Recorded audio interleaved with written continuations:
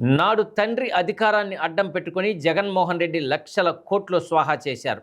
ఆ తర్వాత అధికారంలోకి వచ్చిన తర్వాత వారంతా కాదేది అవినీతికి అనర్హం అన్నట్లుగా దోచుకున్నారు. నాటి తప్పులపై విచారణ జరుపుతున్నాం. తప్పు చేసిన వారికి చట్ట ప్రకారం శిక్ష తప్పదని రాష్ట్ర సాంఘిక సంక్షేమ శాఖ మంత్రి డోలా శ్రీ బాల వీరాంజనేయ స్వామి స్పష్టం చేశారు. గాంధీ వర్ధంతిలో పాల్గొనేందుకు వచ్చిన మంత్రి ఒంగోలులో మీడియాతో మాట్లాడారు. నాటి వైకాపా ప్రభుత్వ హయాంలో జరిగిన అవినీతి ఒక్కొక్కటిగా వెలుగులోకి వస్తున్నాయని మంత్రి తెలియజేశారు. నాటి అవినీతి గురించి మంత్రి ఒక సంఘటన ప్రస్తావించారు. ల్యాండ్కు సంబంధించి ఫ్రీ హోల్డ్ ఎందుకు చేశారు, ఆ తర్వాత దాన్ని సడన్గా రిజిస్ట్రేషన్ ఎలా చేశారని మంత్రి స్వామి ప్రశ్నించారు. ఇలాంటి వాటిలో చిత్తూరు అగ్రస్థానంలో ఉండగా ప్రకాశం జిల్లా 4వ స్థానంలో ఉందన్నారు. వీటన్నిటిపై ముఖ్యమంత్రి విచారణకు కమిటీ వేశారని, ఒక్కొక్కటిగా వెలుగులోకి వస్తున్నాయని తెలియజేశారు.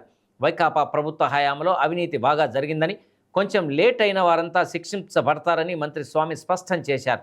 రాజకీయ కక్షతో మేము ఎవరిని టార్గెట్ చేయలేదని, అధికారంలోకి వచ్చి 7 నెలలైన విషయాన్ని మంత్రి గుర్తు చేశారు. రాజకీయ కోణంలో చేయాలనుకుంటే నేను ఒంగోలులో చేయాలి, రాష్ట్రంలో చేయాల్సి ఉంటుందన్నారు. జిల్లాలోని వైసీపీకి చెందిన మాజీ మంత్రి ఎవరూ తనకు టచ్లో లేరని స్వామి స్పష్టం చేశారు. మీడియాలో మాత్రం కథనాలు వస్తున్నాయంటూ నిప్పు లేనిదే పొగరాదంటూ మంత్రి స్వామి వ్యాఖ్యానించడం ప్రాధాన్యతను సంతరించుకుంది. గత ప్రభుత్వంలో ఆ రోజు ప్రజల్లో ఎన్నుకున్నటువంటి ముఖ్యమంత్రి తండ్రిని అడ్డం పెట్టుకొని 1,00,000 కోట్లు స్వాహా చేసేదని ఉన్నాయి. ఆ తర్వాత ఆ ప్రభుత్వంలో వచ్చినటువంటి వాళ్ళందరూ కూడా కాదేది అవినీతికి అనర్హాన్ని దోచేశారు. దాని ఫలితం ప్రజలు తీర్పిచ్చారు. అవన్నీ కాస్త నిదానంగా ఒకటి వెలుకలా వస్తున్నాయి. నిన్న కొంత వచ్చింది, ఇవాళ కొంత వచ్చింది, ఇంకా చాలా ఉన్నాయి. దీని మీద ముఖ్యమంత్రి గారు స్పందించి విచారణ కూడా కమిటీ ఆదేశించడం జరిగింది. మీరు ఒక్కటి తీసుకున్నట్టయితే ఫ్రీ హోల్డ్ ఎందుకు చేశారు, దానిలో సడన్గా రిజిస్ట్రేషన్ ఎందుకు చేశారు, ఆ విధంగా తీసుకున్న దానిలో అగ్రస్థానం చిత్తూరు జిల్లా ఉంది, 4వ స్థానం మనం ఉన్నాం. ఇవి ఎందుకు జరిగే దీని మీద ఒక విచారణ జరుగుతూ ఉన్నాం. అవినీతి అయితే బాగా జరిగింది, కాస్త కొద్దిగా లేట్ అయినా వాళ్ళందరూ కూడా శిక్షించబడతారు.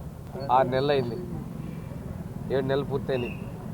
రాజకీయంగా చేసే పని అయితే నేను చేయాలి, చాలామంది మీద ఒంగోలులో చేయాలి, రాష్ట్రంలో చేయాలి.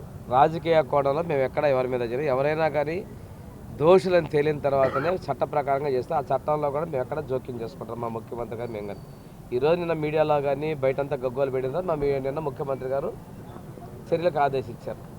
అంతేగాని మేము ఎక్కడ కూడా ఆదేశించలేదు. భావ వ్యక్తీకరణ ఒక్కొక్కరికి ఒక్కొక్క రకంగా ఉంటుందండి. వారు ఏ సందర్భంలో ఏం మాట్లాడారో నాకైతే తెలియదండి.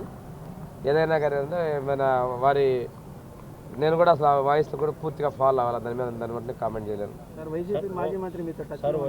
ఎవరండి నాతోటి ఎవరు టచ్లో లేరండి. మీడియాలో అయితే కథనాలు వస్తూ ఉన్నాయి, నిప్పులేందే పొగరాదనుకుంటున్నాను.